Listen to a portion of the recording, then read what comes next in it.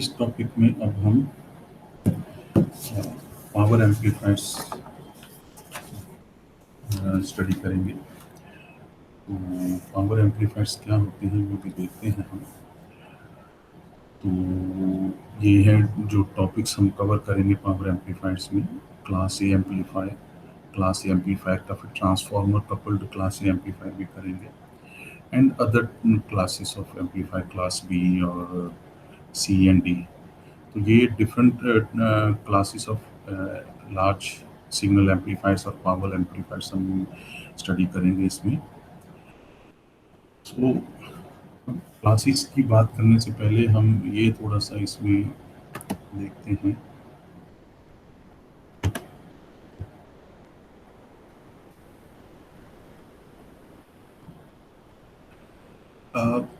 कि ये हमने अभी तक जो देखा, पहले तो मैं ये बताऊं आपको कि जैसे हम माइक्रोफोन और स्पीकर का सिस्टम यूज़ करते हैं। मान लो ये स्पीच सिग्नल है, ये स्पीच सिग्नल है।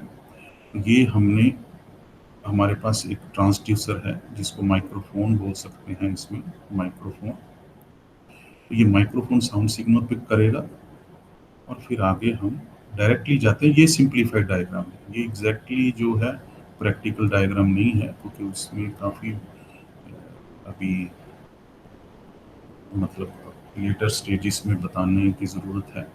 अभी सिंप्लीफाइड डायग्राम ही मैं बताऊंगा आपको, ब्लॉक डायग्राम। ब्लॉक डायग्राम मतलब कि जैसे ये इसको मैंने माइक्रोफोन के ब्लॉक की तरह ही बनाया है, अंदर क्या है वो अभी नहीं बताया है, तो इसलिए इसको ब्लॉक डायग्राम ही है। तो माइक्रोफोन से फिर ये माइक्रोफोन जो है स्पीच सिग्नल को पिक करेगा, इलेक्ट्रिकल सिग्नल में कन्वर्ट करेगा, तो फिर वो आगे हम एम्पलीफायर में भेजेंगे। तो इसको प्री एम्पलीफायर बोल सकते हैं, या अभी मैं यहाँ पर ये बोल देता हूँ वोल्टेज एम्पलीफायर।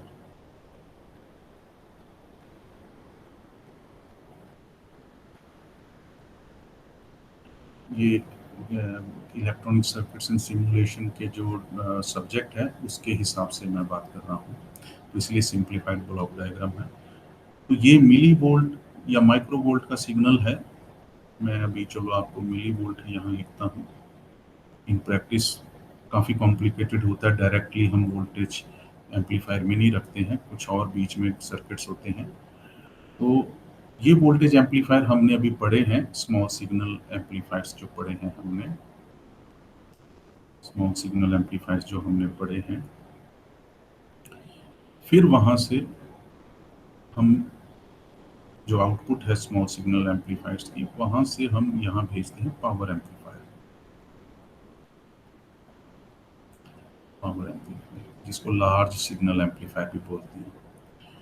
सो इन वोल्ट्स में अगर यहाँ लिखते हैं, फिर उसके बाद आउटपुट सर्किट है, चाहे स्पीकर है चाहे कुछ भी है। यहाँ मैं आउटपुट सर्किट ही लिखता हूँ, चाहे वो स्पीकर हो,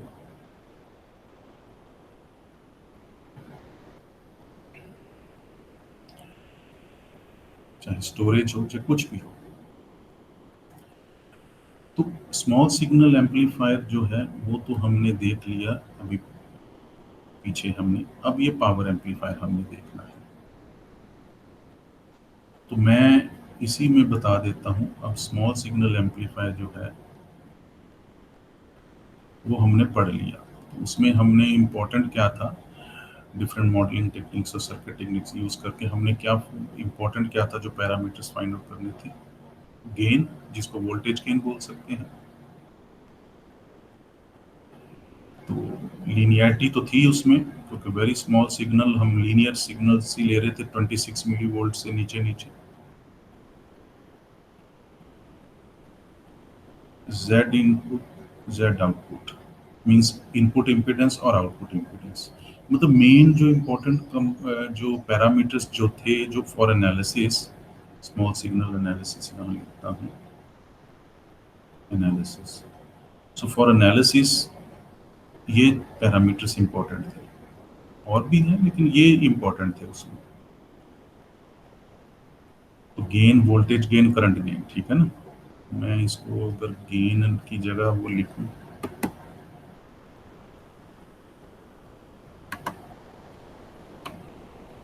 गेन की जगह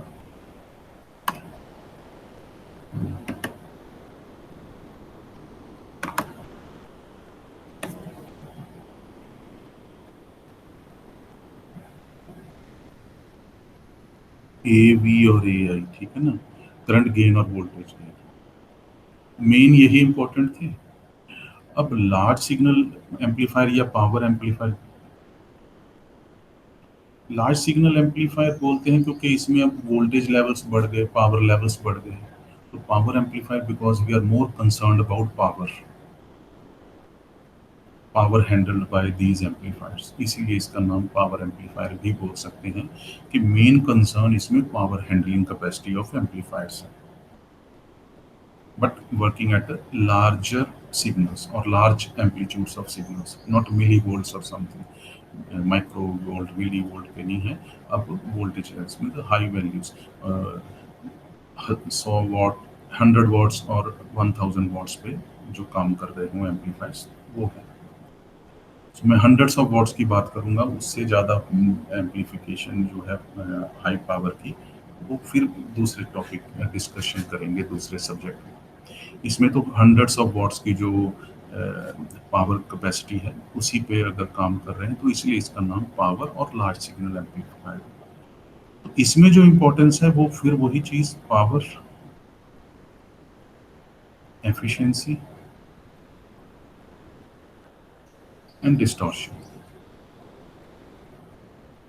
डिस्टॉर्शन फिर देखेंगे क्या चीज़ है।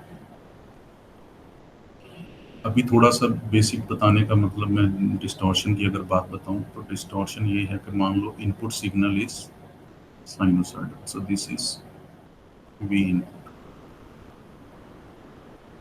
अब वी आउटपुट अगर हमें मिला तो मान लो वो इस तरह से मिला, तो ये हम कभी नहीं चाहेंगे इस तरह से डिस्टॉर्टेड हो। नंबर ऑफ तरीके से ये डिस्टॉर्शन सिग्नल आउटपुट में दिख सकता है, ये मैंने थोड़ा सा एक्सट्रीम लेवल पे बना दिया, तो ये डिस्टॉर्शन क्रिएट हो गई। प्योर साइन वेव नहीं दिख रही है, डिस्टर्ब्ड साइन वेव दिख रही है और डिस्टॉर्टेड साइन वेव दिख रही है। तो पावर एम्पलीफायर्स में डिस्टॉर्शन के ऊपर एनालिसिस करना भी बड़ा इंपॉर्टेंट है। स्मॉल सिग्नल एम्पलीफायर्स में डिस्टॉर्शन इतनी इंपॉर्टेंट थी ही नहीं, क्योंकि स्मॉल सिग्नल्स पे वो काम कर रहे थे। तो स्मॉल सिग्नल्स पे हम लीनियरली उसको कर रहे थे यूज़, पीस वाइज लीनियर, छोटे छोटे पीसेस लेके उसको लीनियर ही ट्रीट कर रहे थे। तो लीनियर सर्किट थ्योरी हम यूज़ कर रहे थे, तो इसलिए डिस्टॉर्शन का वहाँ पर कुछ ऐसा कुछ क्रिटिकल है नहीं। लेकिन जब हम हाई लार्ज सिग्नल्स पे काम कर रहे हैं, उसमें पावर हैंडलिंग कैपेसिटी भी है, क्योंकि पावर लॉसेस ज़्यादा हो रही हैं तो एफिशिएंसी कम हो जाएगी। डिस्टॉर्शन भी है, डिस्टॉर्शन क्रीप इन कर जाती है जब हम उसका लार्ज सिग्नल्स पे काम करते हैं, क्योंकि स्विंग जो है काफ़ी बड़ा हो जाता है from lower value to higher value, वो हम देखेंगे इसमें।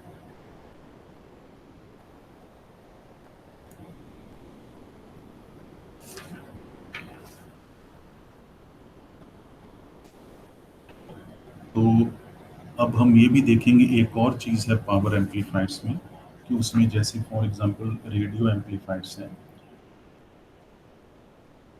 तो रेडियो एम्पलीफायर्स में हमने ये देखना है कि कुछ ऐसे जैसे बात हुई थी फ्रीक्वेंसी रिस्पांस वाले चैप्टर में, कि एक एम्पलीफायर डिफरेंट स्पेक्ट्रम पे काम करता है, डिफरेंट बैंडविड्थ पे काम करता है। तो मान लो एक सिग्नल है, वायरलेस सिग्नल है, वायरलेस सिग्नल की बैंडविड्थ काफ़ी ज़्यादा होती है। तो मीन्स के जैसे ऑडियो सिग्नल्स, ये चलो ऑडियो एम्पलीफायर है जो म्यूजिक सिस्टम में यूज़ होता है, तो उसकी बैंडविड्थ है 20 हर्ट्स टू 20 किलो हर्ट्स या 22 किलो हर्ट्स। तो इतनी बैंडविड्थ पे काम करेगा। So 0 to 20 hertz can be treated as the low frequency, जो हमने अभी किया था फ्रीक्वेंसी रिस्पॉन्स में।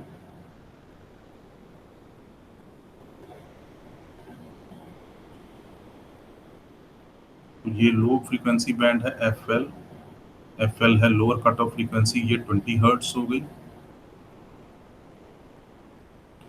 ये higher cut off frequency F H हो गई, तो इसकी वैल्यू आ गई 20 kilo hertz. F H is equal to 20 kilo hertz, F L is equal to 20 hertz. लेकिन बीच में जो बेस बैंड है, जो बैंडविड्थ है उसकी 20 हर्ट्स टू 20 किलो हर्ट्स, तो यहाँ पर जो है लार्ज सिग्नल एम्पलीफायर अगर हमने यूज करना है, तो वो लार्ज सिग्नल एम्पलीफायर्स का काम क्या है कि ये जो है लो फ्रीक्वेंसी बैंडविड्थ के सिग्नल को तो इतना एम्पलीफाई ना करे, इसको एम्पलीफाई करे बैंडविड्थ को, बेस बैंड को, which is 20 hertz to 20 kilo hertz. Bandwidth इसकी क्या हुई, F H minus F L, which is F H कितनी है 20 किलो हर्ट्स, एफ एल है cut off frequency for low is 20 hertz. तो अब ये जो लार्ज सिग्नल एम्पलीफायर है या पावर एम्पलीफायर है, उसका क्या काम है कि वो एम्पलीफाई करे इसी बैंड को, 20 हर्ट्स टू 20 किलो हर्ट्स। ये तो बैंडविड्थ की वैल्यू बता दी, ये 20 हर्ट्स से लेकर 20 किलो हर्ट्स तक का जो सिग्नल्स हैं, जितनी भी इनमें फ्रीक्वेंसीज आ रही हैं, सारे के सारे 20 हर्ट्स से लेकर 20 किलो हर्ट्स तक की फ्रीक्वेंसीज, सभी फ्रीक्वेंसी कंपोनेंट्स को एम्पलीफाई करें।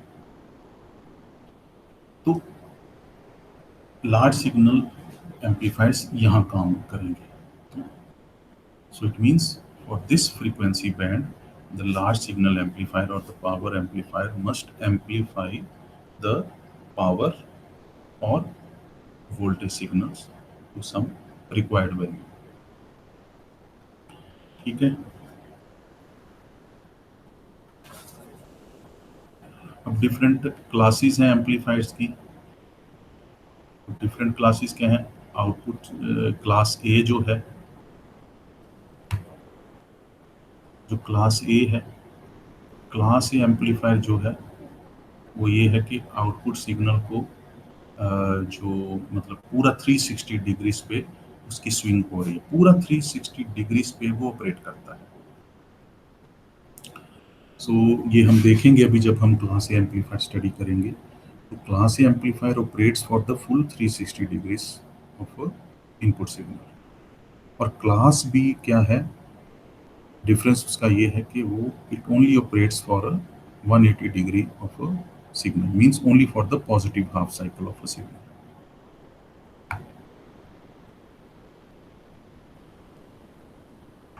ये वाला यहाँ पर, so it operates from 0 to 180 degree only, and class A amplifier operates from 0 to 360 degrees। ये हम देखेंगे इसका 360 डिग्री से कैसे ऑपरेशन हो रहा है, मतलब ऑपरेट कर रहा है। और ये क्लास बी एम्पलीफायर जो है, ये है क्लास बी, ये है class A. So class B amplifier does not operate for the cycle from 180 degree to 360 degrees। इसमें ये ऑफ हो जाता है, जो एम्पलीफायर फिर ऑपरेट करना बंद कर जाता है। वो हम देखेंगे कैसे करता है। क्लास ए बी एम्पलीफायर का बस यही है कि पहले तो बाइसिंग उसकी डीसी लेवल पे करेंगे, जो जीरो बेस लेवल से ऊपर होगी।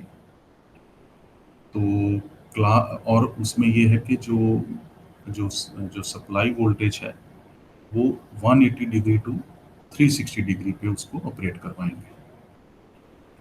तो 180 डिग्री टू 360 डिग्री का मतलब भी नेगेटिव हाफ साइकिल। और क्लास सी जो है, क्लास सी का बस यही है मतलब कि हम जब भी उसका ऑपरेशन करते हैं पूरे 180 डिग्री तक उसको ऑपरेट नहीं करवाते हैं, उससे भी कम वैल्यू पे ऑपरेट करवाते हैं कि पूरा हाफ साइकिल ऑपरेट नहीं करता है। तो most of the time it is of. वो नॉर्मली एलसी कंपोनेंट्स या रेजोनेंट कंपोनेंट्स जो है, क्योंकि रेजोनेंट कंपोनेंट्स तो वो इंडक्टेंस एंड कैपेसिटेंस ही है, उनका यूज़ करके हम करते हैं कि वो पूरा 360 degree means it should not be always on, ज़्यादा देर तक वो ऑफ रहे। तो इससे क्या होगा, एफिशिएंसी उसकी बेटर हो सकती है, वो हम देखेंगे कैसे। और क्लास डी एम्पलीफायर तो इनमें से और भी अच्छा है। ये ये तभी ऑन किया जाता है जब ज़रूरत है। जब जब ऑपरेशन की ज़रूरत नहीं है तब ये ऑफ ही रहता है। वो क्या कैसे पॉसिबिलिटी है, it just gets digital pulses at the input, वो भी हम देखेंगे। मेन चीज़ यही है कि ज़्यादा देर तक ऑन रहेगा सर्किट या एम्पलीफायर सर्किट, तो वो पावर कंज्यूम करता जाएगा। जितनी पावर कंज्यूम करेगा एफिशिएंसी कम होती जाएगी, तो वो डिसिपेट हो रही है, यूज़फुल नहीं है वो। तो जब यूज़फुल नहीं है तब उसको ऑफ करना चाहिए उस एम्पलीफायर को। तो जितनी देर वो ऑफ रहेगा जब ज़रूरत नहीं है तो पावर सेव होगी, तो एफिशिएंसी इंक्रीज हो जाएगी। तो मीन्स पावर अगर बैटरी से ले रहे हैं हम, तो बैटरी फिर सेव होती जाएगी। तो मेन कॉन्सेप्ट यहीं से आता है कि कितनी देर तक हम इसको ऑन रखते हैं। तो जैसे यहाँ पर हम देखें टेबल में, class A amplifier is always on 0 to 360 degrees and then continuously on। तो हमेशा फिर बैटरी ये कंज्यूम करता ही रहेगा, तभी इसकी एफिशिएंसी कम है। क्लास ए बी एम्पलीफायर, पहले क्लास बी एम्पलीफायर की बात करो। Class B amplifier half of the cycle it is on, other half it is off. तो फिर जो अदर हाफ ऑफ है तो इसका मतलब कि फिर बैटरी वहाँ कंज्यूम नहीं होगी, वो पावर सेव हो जाएगी, तो इट मीन्स एफिशिएंसी इंक्रीजेस। तो ये जो है क्लास ए बी एम्पलीफायर है, क्लास ए बी एम्पलीफायर है कि वो भी half of the cycle it is on, but उसमें थोड़ी सी वेरिएशन हम देखेंगे क्योंकि it works between A and B. उस वजह से कहने का मतलब ये है कि कभी तो वो हाफ साइकिल पे काम करता है, कभी फुल साइकिल पे काम करता है। जीरो से लेके 360 डिग्री तक पूरा नहीं काम करेगा, लेकिन डिपेंड करता है कि वो कहाँ पर हमने ऑपरेट करने के लिए उसको फिक्स किया है। तो इसलिए एफिशिएंसी इसकी ए और बी के बीच में होगी।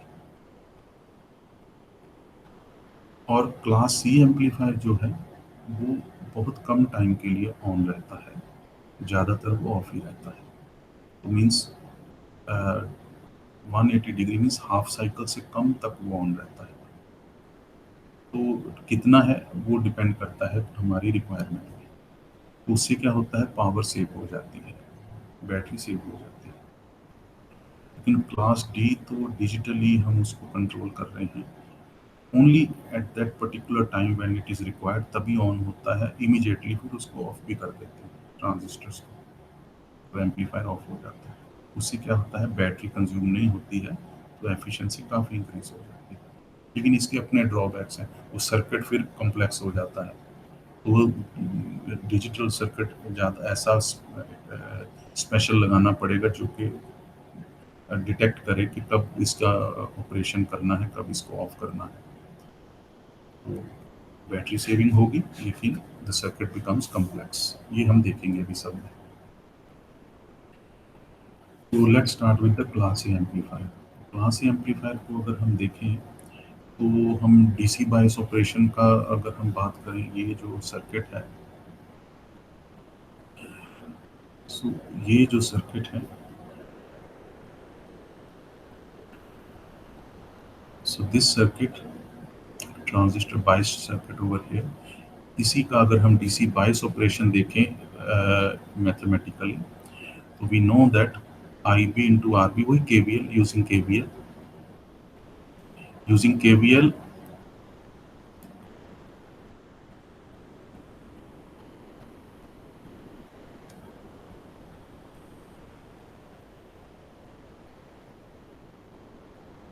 using KVL at input circuit, जो हम करते आए हैं बाइसिंग सर्किट्स में भी हमने देखा था। तो वही इनपुट सर्किट का केवीएल इक्वेशन ये बनी जो हम बाइसिंग सर्किट्स में एग्जैक्टली सेम इक्वेशन बनती थी। तो just using that equation, and we also know कि IC collector current is equal to beta times IB. तो ये एक इक्वेशन हो गई हमारे पास, ये दूसरी इक्वेशन है। ये KVL एट आउटपुट। यही हम करते थे जब इक्वेशंस बनाते थे। इनपुट की इक्वेशन ये हो गई इक्वेशन 1, आउटपुट की इक्वेशन हो गई इक्वेशन 3।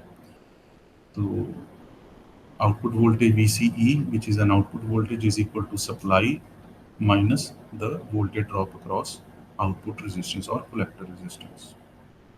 ठीक है, वही चीज supply minus voltage drop at collector resistance is equal to the output voltage VCE। ठीक है, अब AC ऑपरेशन की बात करते हैं। AC ऑपरेशन की अगर बात करें हम, इसी में DC का तो हमने देख लिया, 3 इक्वेशंस बन गई। AC ऑपरेशन की बात करें तो मान लो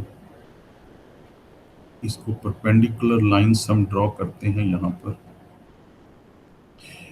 उससे भी पहले मैं ये बता दूं कि एक तो पॉइंट इसमें ये है कि Q पॉइंट जो है इस एम्पलीफायर का, जो पीछे हमने देखा, ये जो एम्पलीफायर लार्ज सिग्नल एम्पलीफायर, ये जो लार्ज सिग्नल एम्पलीफायर है ये वाला, और पावर एम्पलीफायर जो है ये, सो ये large signal amplifier, this is a class A amplifier we are studying.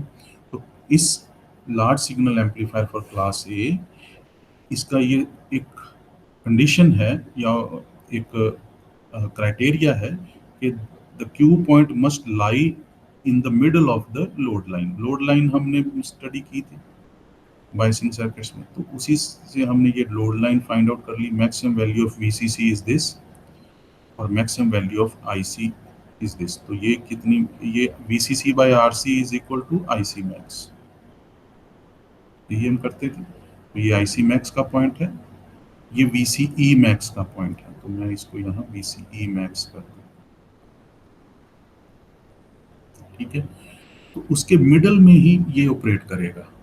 Q point is the operating point, तो इसमें इसके मिडल में ही वो ऑपरेट करेगा। ये एक क्राइटेरिया है क्लास ए एम्पलीफायर का।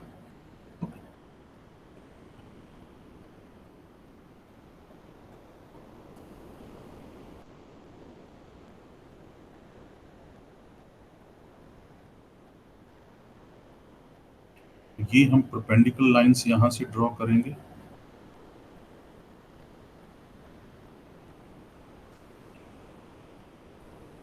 इसी तरह से हम परपेंडिकुलर लाइंस यहाँ ड्रॉ करेंगे। ये, और इसी तरह हम परपेंडिकुलर लाइंस यहाँ ड्रॉ करेंगे।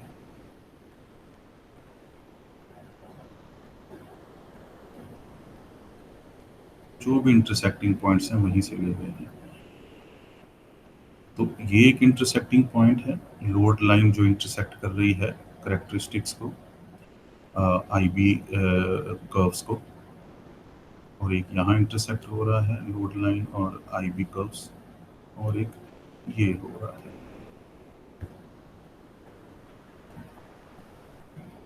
तो हम अगर इसी तरह से इसको ड्रॉ करते हैं, ये एक सिग्नल है, large signal eight the input. ये हो गया इनपुट बेस सिग्नल IB। ठीक है ना, क्योंकि IB की कर्व्स हैं ये वाली, ये IBQ है सेंटर में, बिल्कुल सेंटर में लोड लाइन के। ये IB कर्व्स हैं, IB1, IB2, IB3, IB4 and so on. अब y एक्सिस पे ये कलेक्टर करंट है, ये कलेक्टर करंट हुआ।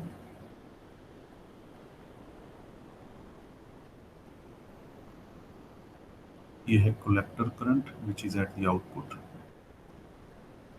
कलेक्टर करंट, और इसको मैं आउटपुट करंट भी बोलता हूँ because we connect output at the collector. So ये आउटपुट कलेक्टर करंट हुआ, और ये हुआ आउटपुट कलेक्टर वोल्टेज, बिकॉज ये हम प्रोजेक्ट कर रहे हैं VCE एक्सिस पे। ये है,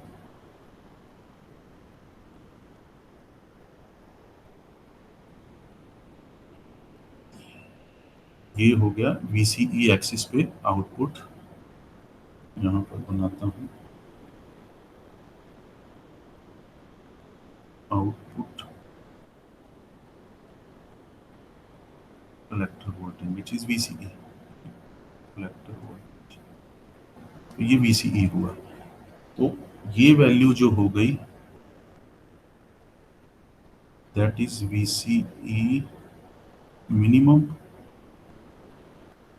ये जो वैल्यू हो गई ये हो गई VCE मैक्सिमम।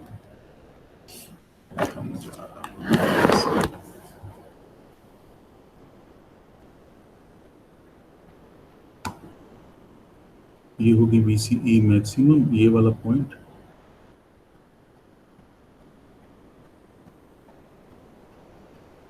और ये वाला पॉइंट हो गया VCE मिनिमम। ये 0, ये पाई और ये 2 पाई मीन्स 360 डिग्रीज। ओके,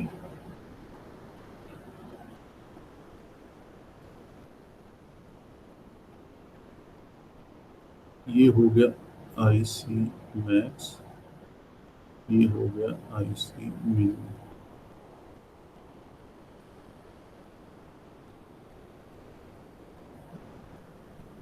ओके, तो इसी को अब हम मैथमेटिकली डिराइव करेंगे।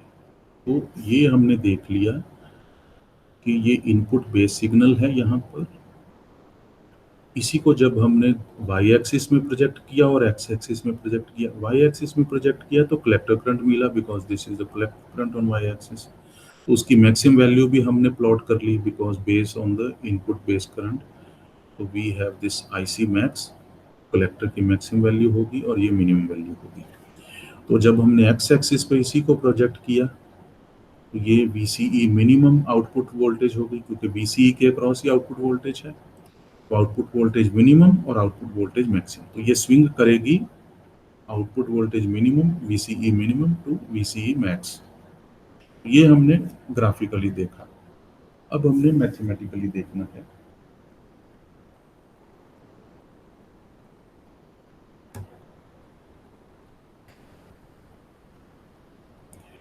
तो ग्राफिकली जब हम देखेंगे तो इनपुट पावर क्या होगी,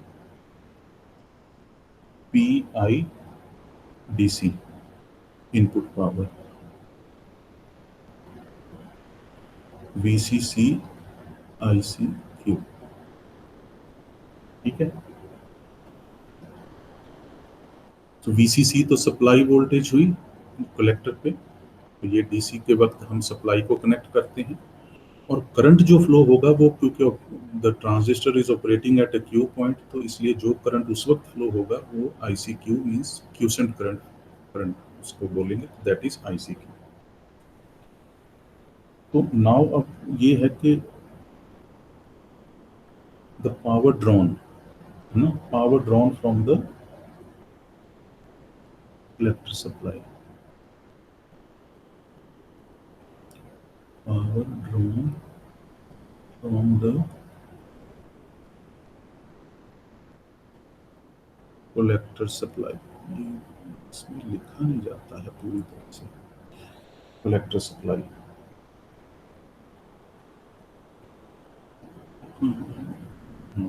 इज यूज्ड एज, तो एक तो वो डिसिपेट होगी पावर, पहली जो है तो पावर डिसिपेट होगी, पावर डिसिपेशन वो होगी ICQ स्क्वेयर इंटू RC, क्योंकि रेजिस्टेंस के अक्रॉस ही डिसिपेट होती है पावर। और इसकी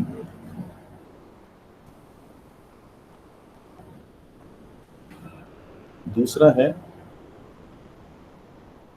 ट्रांजिस्टर को, तो पावर जो जा रही है, power delivered to the transistor, क्योंकि अभी हम DC की बात कर रहे हैं, तो दिस इज DC, तो वो हो जाएगी power supplied which is VCC ICQ, जो हमने 1 में देखा। तो हम इक्वेशन 1 में लिख दूँ यहाँ पर, equation 1 power supplied minus power dissipated. Power dissipated है ICQ square into R. This is power dissipated. Sorry, equation 2 लिखना ठीक रहेगा।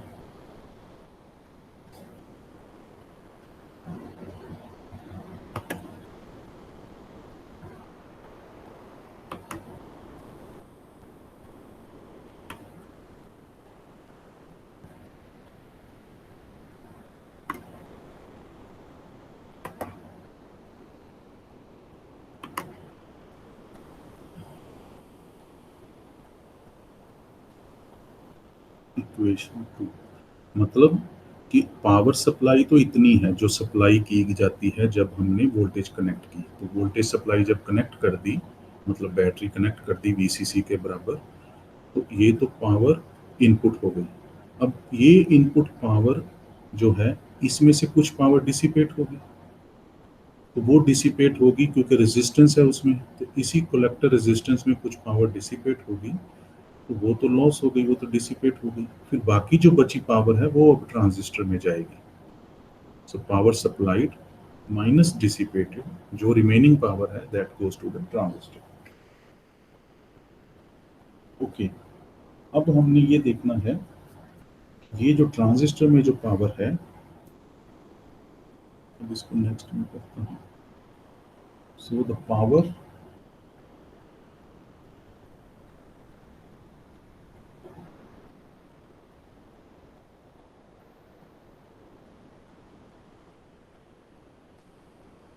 delivered to the BJT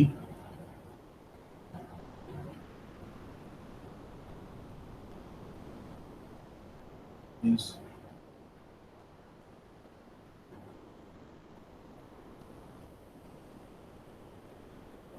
AC power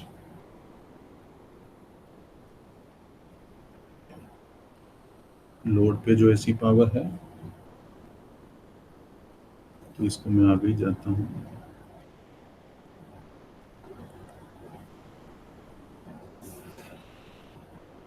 okay, जो लोड पे जो एसी पावर है वो है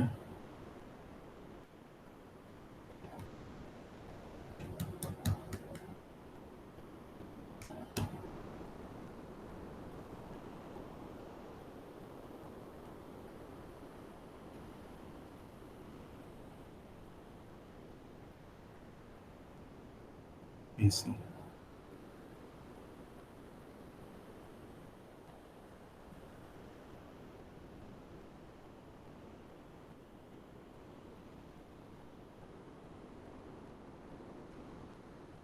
VCE। तो ये जो आउटपुट पावर है जो लोड पे जा रही है, तो लोड जो है, जो यहाँ पर जा रही है लोड पे, जो आउटपुट में रेजिस्टेंस कनेक्टेड है, जो collector resistance, that is IC square into R C. हम ये भी बोल सकते हैं power is I square R, और power is I C I into V, और वी इंटू आई। तो ये है VCE जो आउटपुट वोल्टेज है, और IC जो कलेक्टर करंट, आउटपुट करंट है। बिकॉज हम जानते हैं VCE is the output power, output voltage, जो कॉमन एमिटर में हमने जब स्मॉल सिग्नल एनालिसिस किया था, तो for common emitter VCE is the output, means we connect the output with the at across collector and emitter. So IC is the output current, means collector is the output current, collector current is the output current. ये भी हम जानते हैं, ये मैं बस वैसे revise करवा रहा हूँ। तो ये हो गया। अब ये है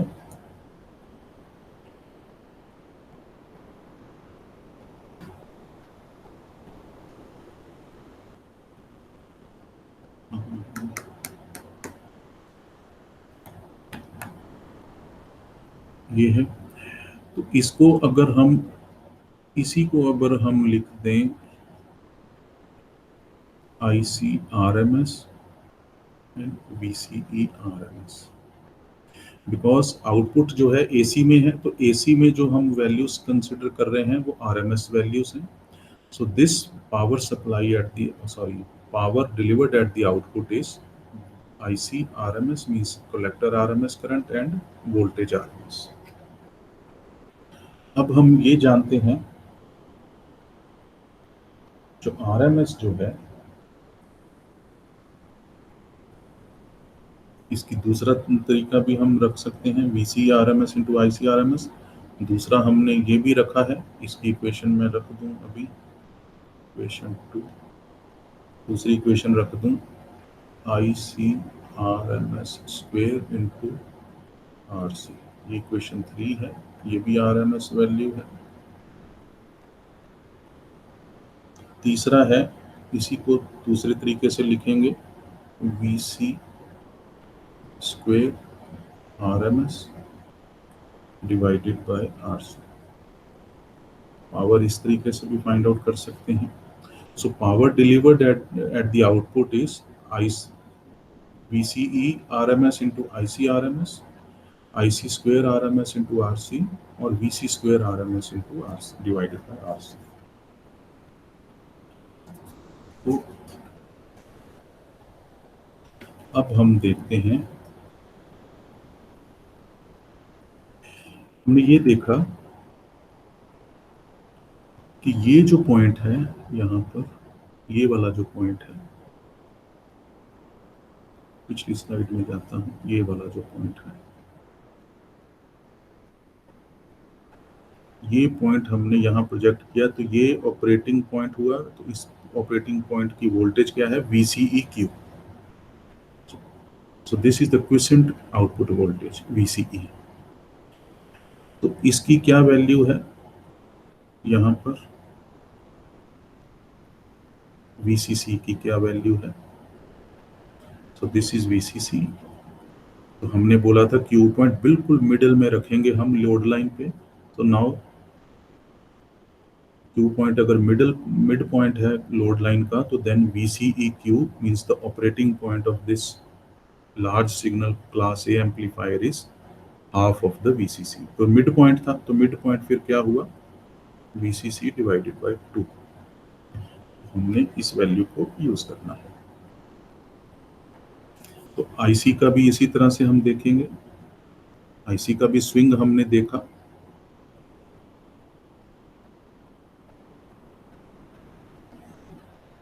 तो ये Q पॉइंट है, Q पॉइंट बिल्कुल मिड पॉइंट है लोड लाइन का. तो फिर ICQ भी क्या हुआ, IC डिवाइडेड बाय 2 और IC मैक्स डिवाइडेड बाय 2. अगर हम मैक्स वैल्यू अगर इसकी रखें, मैक्स डिवाइडेड बाय 2. ठीक है. So this ICQ is IC max divided by 2.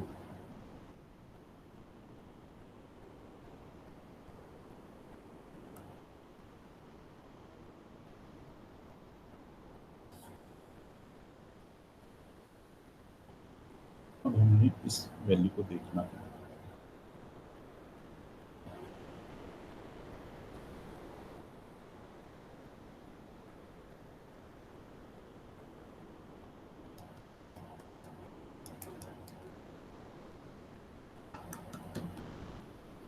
यहाँ पर okay. So now POAC is equal to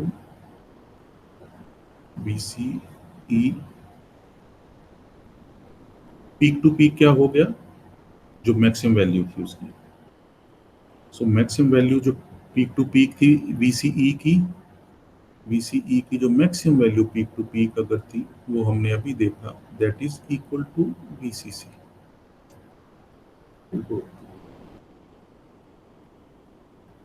यहाँ से तो ये पॉइंट है,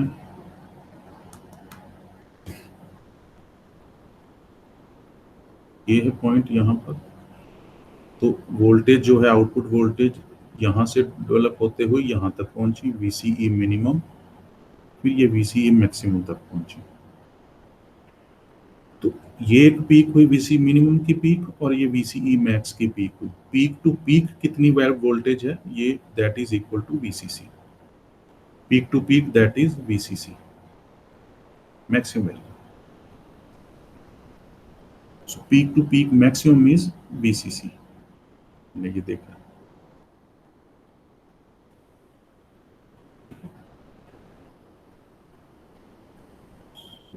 हम अगर प्रोजेक्ट कर लें, बिल्कुल मैक्सिमम वैल्यू प्रोजेक्ट कर लें यहाँ पर और यहाँ पर, और ये क्यू पॉइंट मिडिल में है, तो फिर ये वेव जो है इस तरह से डेवलप कर रही है, इस तरह से। तो यहाँ से लेके यहाँ तक हम जानते हैं पीक टू पीक वोल्टेज। ये पीक, मिनिमम पीक और मैक्सिमम पीक, नेगेटिव और पॉजिटिव पीक। यहाँ की वैल्यू हमने क्या दी, 0 टू VCC है ना। तो इसकी मैक्सिमम वैल्यू आ गई peak to peak VCC is equal to V peak to peak, और VCE पीक टू पीक, ठीक है ना। तो यहाँ पर हमने यही यूज करना है, VCE peak to peak is equal to VCC। और अगर इसका हाफ वैल्यू ले लें, VCE peak, only one peak means either negative minimum peak और मैक्सिमम पीक, तो वो हाफ हो जाएगा फिर VCC/2। अगर मैं उसमें बताऊं, ये है।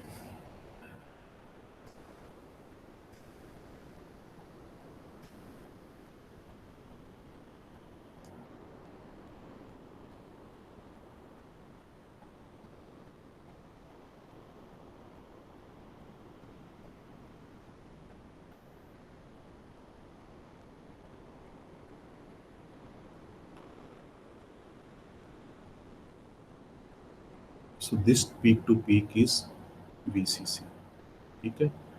एक ये पीक है, this is peak, minimum peak, this is maximum.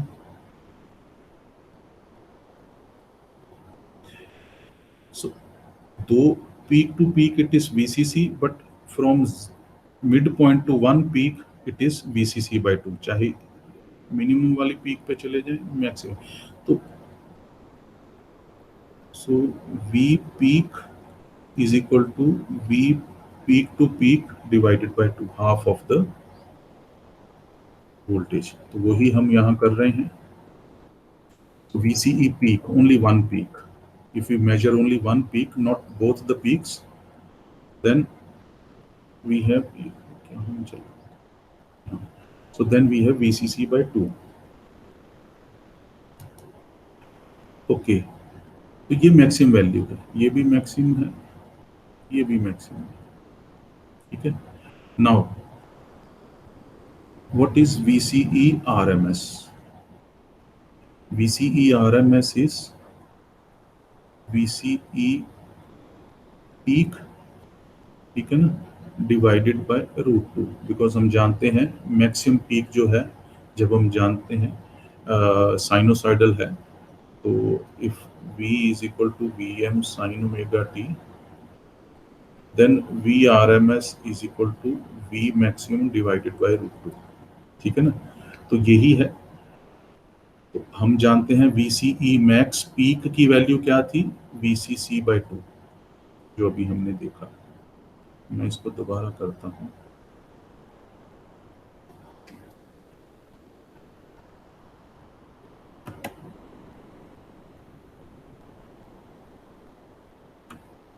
Pen से लिखना बड़ा मुश्किल है, तभी वो बोर्ड पे लिखना बड़ा फास्ट है, यहाँ लिखना बड़ा मुश्किल।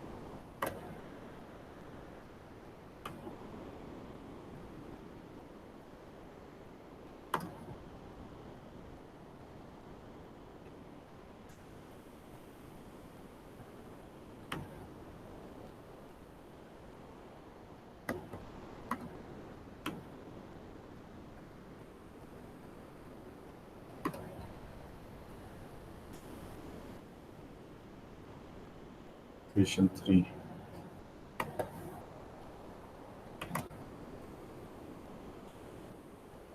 so this is equation 3, this is equation 4. Now we are talking about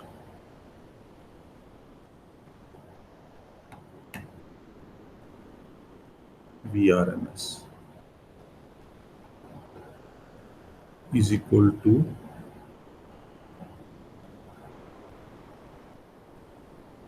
VCE max peak divided by √2। अब हम जानते हैं RMS की वैल्यू हमेशा मैक्सिमम की रूट डिवाइडेड बाय √2 है।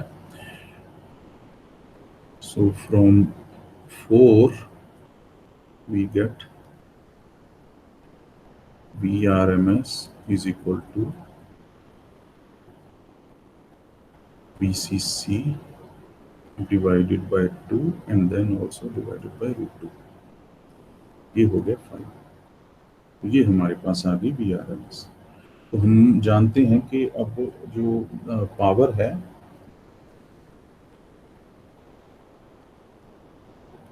PC इज इक्वल टू, क्या फॉर्मूला था,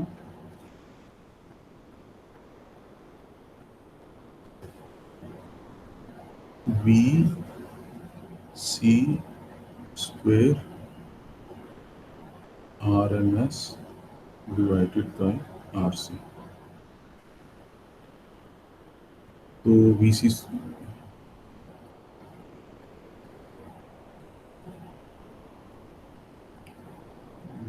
RMS है, इसकी क्या वैल्यू आ गई, फ्रॉम 5 VC स्क्वायर RMS अगर हम करें तो क्या आ जाएगा, VCC स्क्वायर डिवाइडेड बाय 2√2 इसका स्क्वायर इंटू RC। तो इसका क्या आ गई value, VCC square over 8 into RC। तो ये होगी पावर एट द आउटपुट। ठीक है, this is equation 6। Now what about power DC supplied.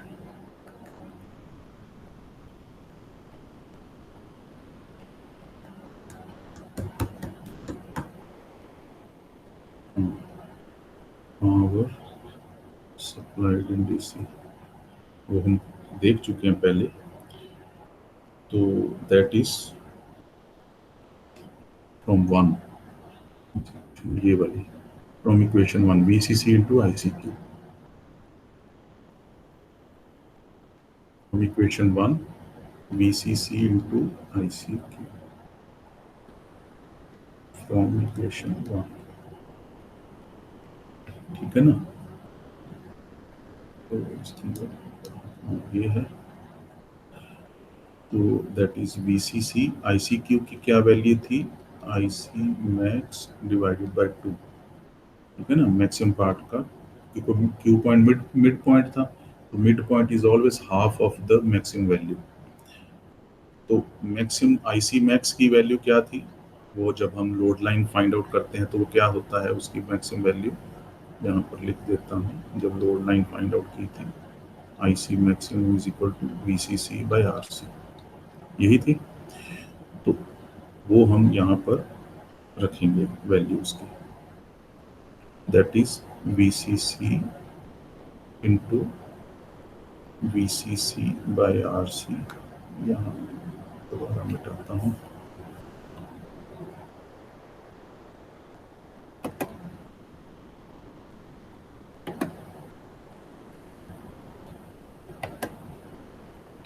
ये जिस बोर्ड पे लिख रहा हूँ वो बोर्ड बिल्कुल भी बहुत स्मूथ है, पेन बिल्कुल स्किड होता रहता है इसमें, तो वो इसलिए लिखा नहीं जाता।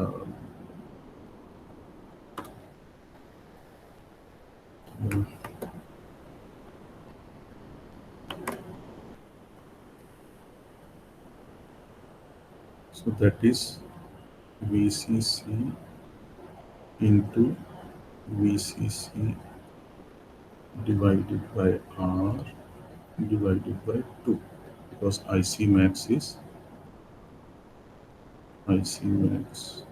equal to VCC by R। तो हमने लोड लाइन में भी देखा था और इसमें भी ये है। दिस इज, यहाँ से हम देख सकते हैं maximum value of collector current is VCC by RC। ठीक है, ओके। तो अब इसकी क्या वैल्यू आ गई हमारे पास, पावर इन DC की VCC square divided by 2 into RC। ठीक है, यहाँ से हमने देखा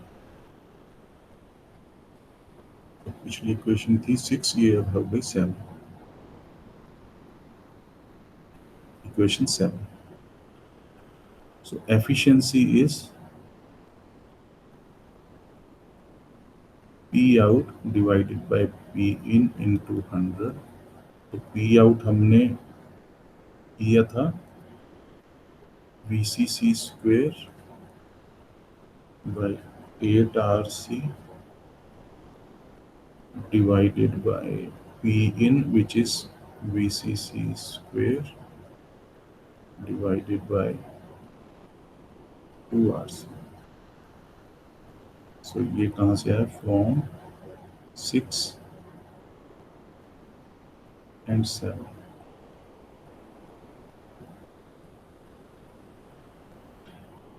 तो इसकी क्या वैल्यू आ गई, 25%।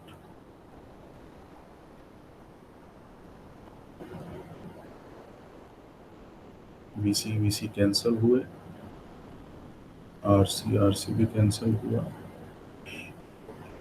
8/2 का 1/4 आ गया, तो 1/4 is 25%।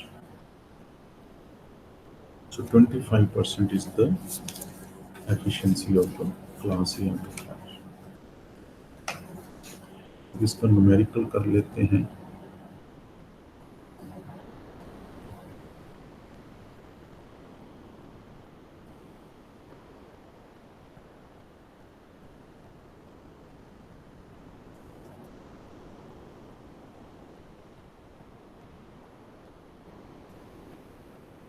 Calculate the input power, output power and efficiency of the amplifier circuit in figure 12.5 or an input voltage that results in a base current of 10 milliamperes peak। Okay, इसमें वैल्यूज जो दी हुई हैं,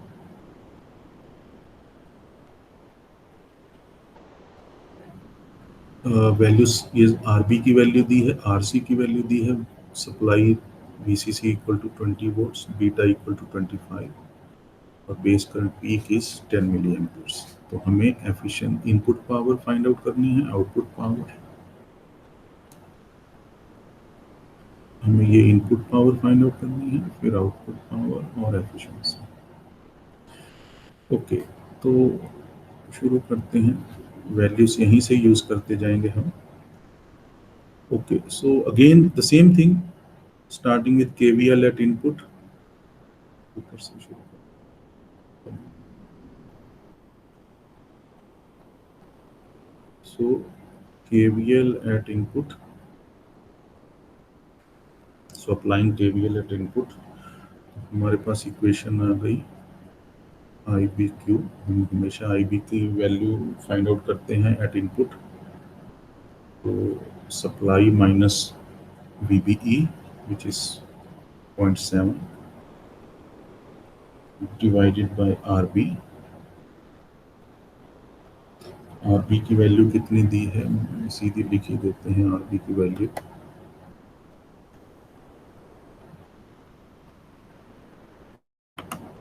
नहीं तो यहाँ पर ही RB की value है 1K। इसकी वैल्यू कितनी आ गई अगर हम कैलकुलेट करें इसको, तो 19.3 milliampere. So this is 19.3 milliampere. Okay, ICQ की वैल्यू कितनी है,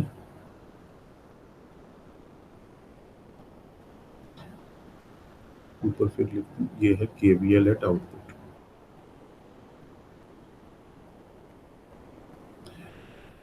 तो from KVL at output we always get the collector value, the collector current।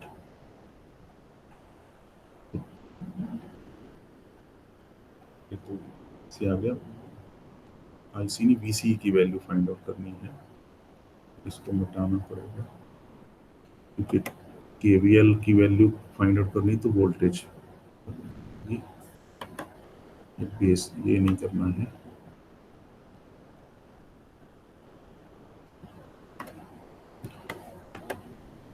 So KVL at output, so applying KVL at output we get VCEQ is equal to VCC minus ICRC। इसकी अगर value यहीं पर लिखें 20 minus VCC 20 है, IC की value है beta IB, beta times IB पहले find out कर लें।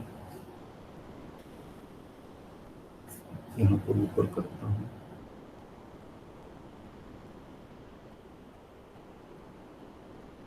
IC is equal to beta times IB is equal to beta है 25 इंटू 19.3, इसकी वैल्यू आ जाएगी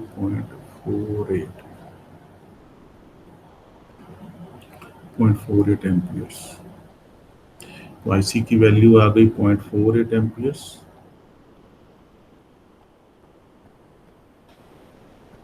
और RC की वैल्यू है 20। तो इसकी टोटल वैल्यू कितनी है? 10.4 वोल्ट्स।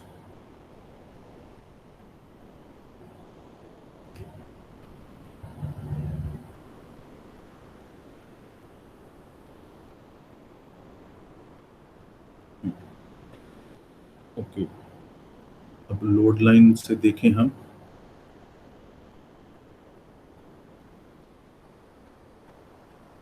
यूजिंग लोड लाइन, जो ग्राफ यहाँ दिया हुआ है ऊपर ये वाला,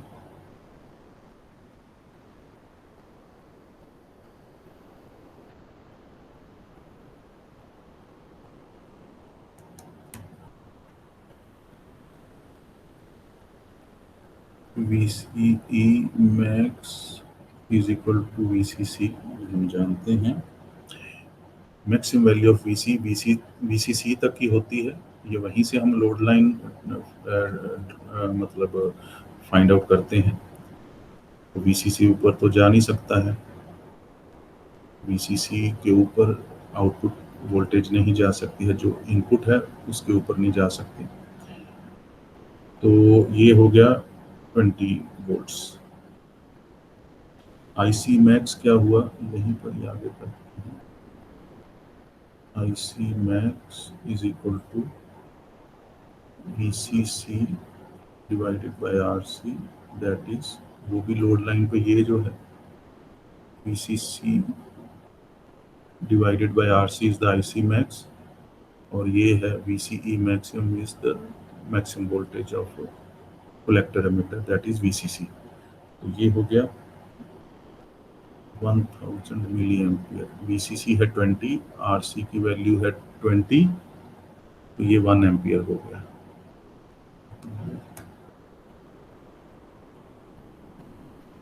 इसको एम्पियर में ही लिखता हूँ, नहीं तो मिली एम्पियर में भी लिख सकते हैं,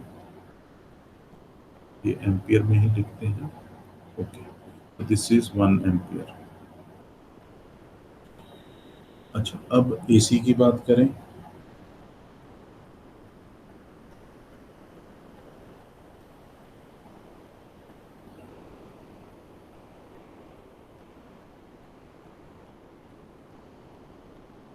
collector current, peak current, sinusoidal की अब बात हो रही है, तो साइनोसॉइडल AC की बात हो रही है, तो हम साइनोसॉइडल इनपुट अगर लेते हैं, then we have a peak voltage for the positive half cycle and peak voltage for the negative half cycle.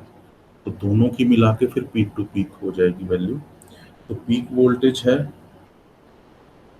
Maximum value of the half cycle वो हो जाएगी equal to beta times I B peak. ठीक है, वो जो हमने इसमें देखा था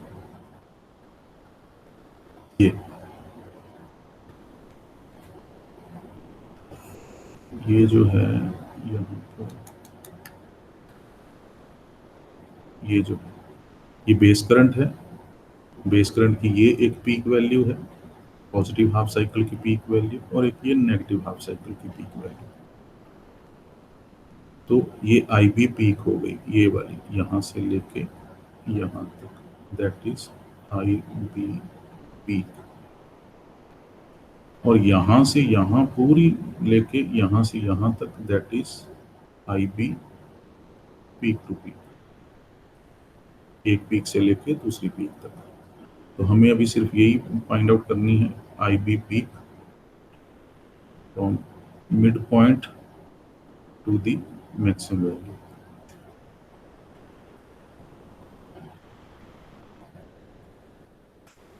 आई बी पीक जो है that is given which is 10 milliamperes.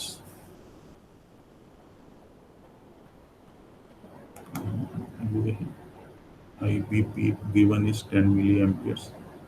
This is IB peak. ठीक है, तो ये हम बीटा की वैल्यू 25 गिवन है, 25 multiply by 10 milliampere is equal to 200, 250 है मिली एम्पियर पीक।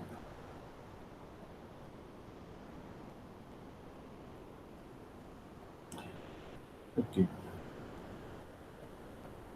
ये हो गया आईसी पीक की वैल्यू हो गई। तो अब हमें पावर फाइंड आउट करनी है, तो now we can easily get the power value of at the output, that is IC square RMS into RC। RMS हम यहीं से ही पता कर लेंगे, क्योंकि IC पीक की वैल्यू तो पता चल गई 250, वहीं से RMS फाइंड आउट कर लेंगे। तो वो क्या होगा, is equal to IC peak divided by √2, that is IC RMS। IC RMS square है, तो ये स्क्वेयर हो गया इंटू RC। तो इसकी वैल्यू क्या आ गई, इसकी वैल्यू आ जाएगी 250 मिली एम्पियर डिवाइडेड बाय √2 इसका square into RC। RC is 20 into 20 ohms. इसकी कितनी वैल्यू आ गई, 0.625 पावर है ना, तो वॉट्स 0.625 वॉट्स।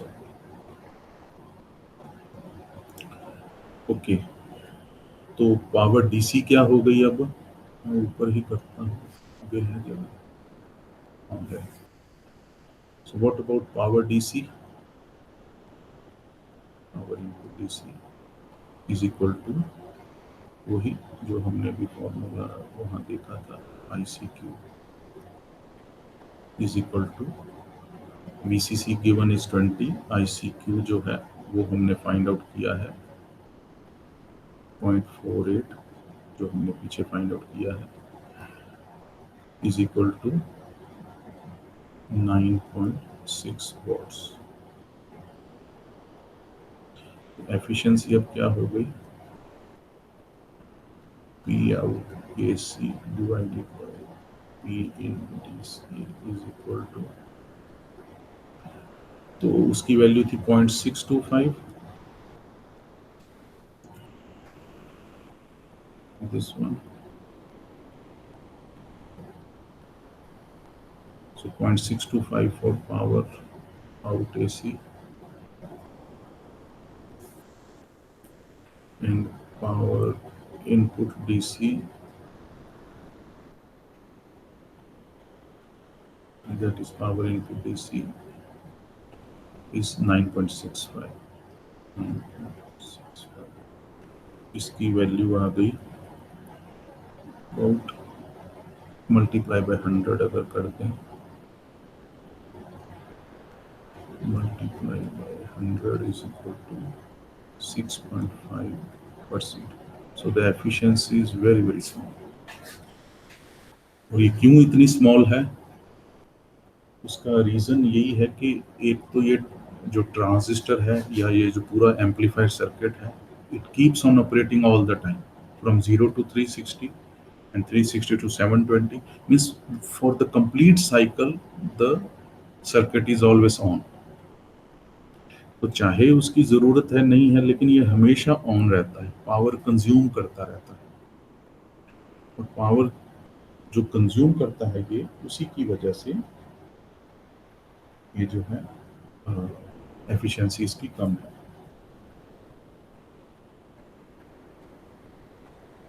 तो आईसी, तो इसी वजह से इसकी पावर जो एफिशिएंसी है वो कम है। तो हमें इसकी एफिशिएंसी अगर इंक्रीज करनी है तो आरसी के थ्रू पावर काफ़ी डिसिपेट हो रही है, आईसी स्क्वायर इंटू आरसी। तो अगर आरसी को हम थोड़ा सा मैनेज कर लें तो एफिशिएंसी थोड़ी सी इम्प्रूव हो सकती है, और काफ़ी मतलब कंसिडरेबली इम्प्रूव हो सकती है। वो हम देखेंगे बाद में। तो ये है अभी तक का। फिर ये class A amplifier, coupled amplifier means कि जो ट्रांसफार्मर हम यूज़ करेंगे तो वो कपलिंग जो ट्रांसफार्मर की वजह से जो प्रोड्यूस होगी, उसकी वजह से ये जो सेम क्लास ए एम्पलीफायर ही है, बट हमने अब एक ट्रांसफार्मर यूज़ किया है instead of the collector current, sorry instead of the collector resistor RC, तो we have included the transformer. तो उसकी जगह जो वो डिसिपेशन हो रही थी आरसी के अक्रॉस, पावर डिसिपेशन, अब वो नहीं होगी। तो अब उसकी वजह से कितनी इम्प्रूवमेंट होगी एफिशिएंसी, वो हम देखेंगे इसमें। तो इसका डिसएडवांटेज तो दिख गया कि एफिशिएंसी काफ़ी कम है, only 6% of the power is received eight the output. लेकिन इसका एडवांटेज ये है कि बहुत सिंपल है सर्किट, एक ही ट्रांजिस्टर से काम चल रहा है, ज़्यादा कॉम्प्लिकेटेड नहीं है, मुश्किल नहीं है, बड़ा सिंपल है। लो कॉस्ट एप्लीकेशंस में ये यूज़ किया भी जा सकता है। और दूसरा ये है कि इतना सिंपल है तो इसकी वजह से ये जो डिस्टॉर्शन है इसमें ज़्यादा मतलब क्रीप इन नहीं करती है, मतलब जनरेट नहीं होती है, डिस्टॉर्शन नहीं होती है आउटपुट सिग्नल्स में। तो सिंपल सर्किट है, लेकिन ड्रॉबैक सबसे बड़ा है कि इसकी एफिशिएंसी काफ़ी कम है, because it keeps on operating all the time, always consuming power, producing heat. तो वो है। चलो नेक्स्ट, यहाँ तक, यहाँ नेक्स्ट में फिर हम transformer based class A amplifier करेंगे, just to see that how it can improve the efficiency.